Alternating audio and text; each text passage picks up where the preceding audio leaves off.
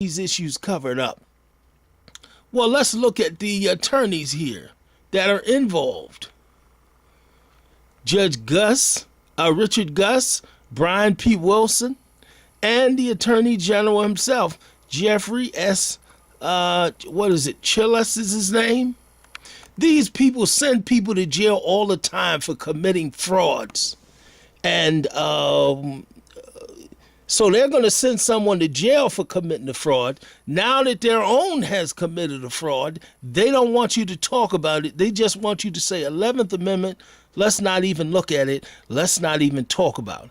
I say, let's open the doors and stop covering up for them, and let's let it see. They sent, I think, 80 teachers to jail for committing a fraud, and now they're committing a fraud.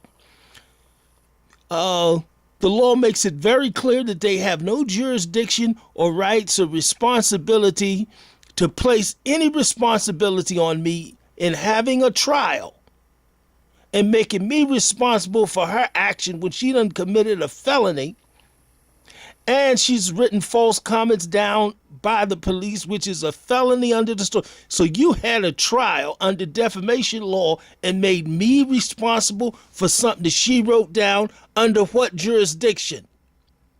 You have no right to publish those false comments and say I had some kids pee on themselves when you're actually peeing on me, saying that I did something that I did not do. Just peeing on my leg using an 11th Amendment to hide behind. You need to come out, and everybody else, those people had to go to jail. One person, Alea Butler, was sent to jail for 3 years. Sentenced 3 years in jail for a little $1,000. So what did you do? You did it for money. He fixed that case. Judge Langen, under defamation law, so I would get absolutely no money. The only money you can get under defamation law is the money that you can prove that you lost. And if you can't put anything up there from time to going to court or lost court day, just some petty amount. Yes, that's why he did it. He did it for money. So you did, and these judges did it, the same thing that you sent those teachers to jail for, 80 of them, or made them pay fines, or people who have burned up their cars. Burning up a car is not a crime. That's your car. But what you go to jail for is lying to the police. So when you lie to the police, now they can send you to jail on a felony for 3 to 5 years. So you did the same thing, Judge Langen. You did it so he would get no money. So how are you going to hide behind somebody else's 11th Amendment? It never gives you that right. So you need to come out, and you don't want the public to know that you're cheating and lying at the same time, these attorney generals. You're cheating and lying and committing the fraud and helping people who cheat and lie and committing fraud. And at the same time, you're sending somebody to penitentiary for 3 to 5 years for felonies, taking their whole life away from them, from some little petty amounts as low as $1,000. And look what you did. Look what your judge did. And you don't want the public to know about it? Well, I'm going to see that they know about it because they have a right. So she can pay the attorney off. So paying off the judge, not the judge, but can pay off the attorney and says, well, I'm a part of the system. He's not. Let's attack him for filing a complaint, directly violating the U.S. Constitution. Show me in the Constitution where it says that you have a right, a judge has a right to take constitutional rights away. If you could take it away, it's not a right. That's something that you have control over. You're cheating someone. The U.S. public have one very important right. They have a right to know, is the Constitution for sale? The American public has that right to know. And if you get to me those rights, I will publish it to them and show it to them. But in the meantime, you're just covering up. The same thing happened in federal court where you gave the judge to a new Hispanic judge, young judge. I know she wants to sit on the Supreme Court one day, and I think that's beautiful. But the law is the law, and you gave it to her so that she would cover it up. You're testing her mettle to see if she's, I guess, one of the boys or whatever it is that you would like to call it. But it has nothing to do with the Constitution. It has nothing to do with preaching to soldiers that they're dying for the Constitution or standing up. It had nothing to do. It's all about money.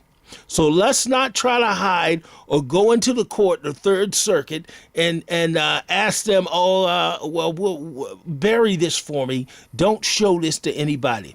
I want everybody to see it. Everybody has to know if their constitutional right is for sale. I will contact these judges and send letters to the judge and send everybody to inform them of this video, so that you can, if you send your comments in to me, I will publish those issues as soon as possible of what these judges and these state prosecutors that you have entrusted the Constitution of the United States in. And now we see why people don't trust judges and they don't trust Constitution, because you're lying and you're stealing, and then you're sending somebody to jail for doing the same thing that you're doing.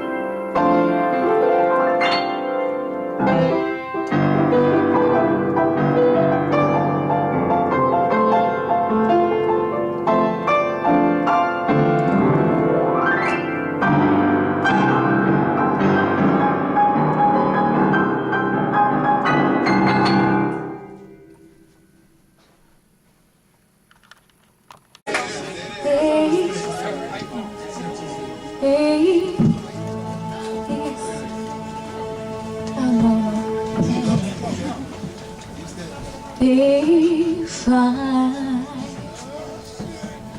should stay, Sing, girl. I will live in your way. So I go, but I know I think of you every step of the way.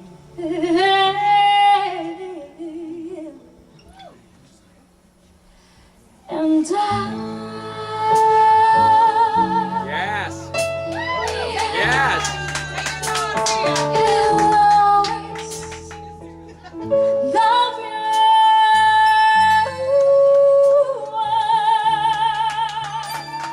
Will always love you.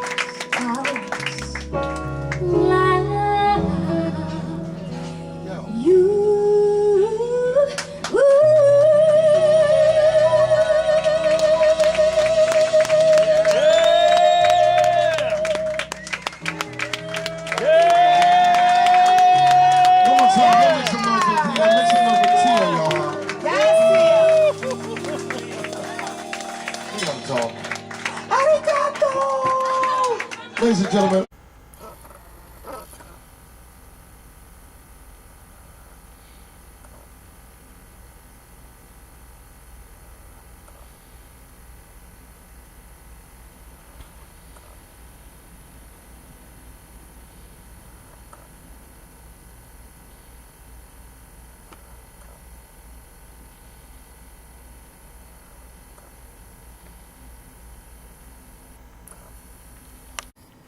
Hello, I'm Antonio Jenkins, and this is the final section of New Jersey Judges Gone Wild.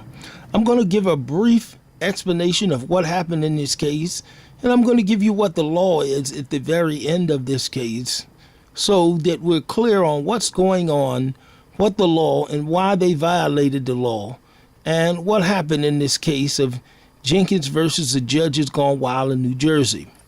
This case started with a false complaint that was filed against the plaintiff about harassment from a former New York City school principal, Daryl Young. In that harassment complaint, she said she was harassed. He said he was terminated. He said the plaintiff caused 5 children to urinate on himself. He ran up the halls. He verbally abused her and spoke hostile to her. In that document, she did sign a sworn statement that those things would be true and that she would prove these things in the court of law. When it was shown that she couldn't prove them in a court of law, well, first, the criminal court dismissed the allegations that she wrote because she tried to use the New York arbitrator's opinion, and the criminal judge Dow dismissed those issues also. But he wouldn't take up a case that he filed against her for the criminal charges.